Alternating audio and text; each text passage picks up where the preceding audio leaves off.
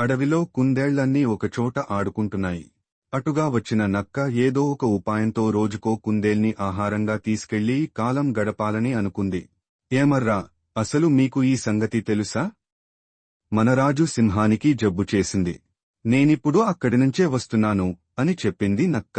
అయ్యో, అలానా అని విచారం వ్యక్తం చేశాయి కుందేళ్లు. రాజుగారికి పెద్ద కోతి వైద్యం చేస్తోంది. నెల రోజులపాటు రోజుకో కుందేల్ని తింటే తప్ప జబ్బు నయం కాదట. అందుకే మీలో ఒకర్ని పట్టుకు రమ్మని రాజాజ్ఞ అని నమ్మబలికింది నక్క.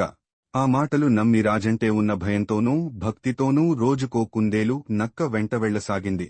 నక్క దాన్ని చంపి రాజు పేరుమీద మాంసాన్ని కడుపారా లాగిస్తుండేది.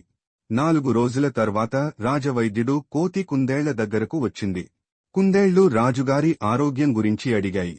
వాటి మాటలు విని కోతి పెద్దగా నవ్వి, రాజుగారికి ఏ అనారోగ్యమూ లేదు. జిత్తులమారి నక్క మిమ్మల్ని మోసం చేసి దాని ఆకలి తీర్చుకుంటోంది అని చెప్పింది. దాంతో కుందేళ్లు నక్కకు తగిన బుద్ధి చెప్పాలనుకున్నాయి.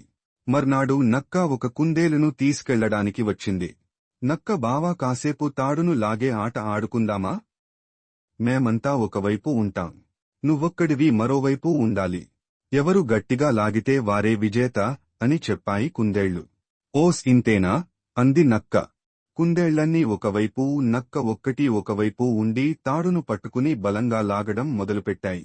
నక్క పూర్తి బలం ఉపయోగించడం చూసి కుందేళ్లన్నీ కూడబలుక్కుని తాడును వదిలేశాయి. నక్క ఒక్కసారిగా వెనకాలున్న పెద్ద బావిలో పడిపోయింది. దాని పీడ విరగడైనందుకు కుందేళ్లన్నీ సంబరపడ్డాయి.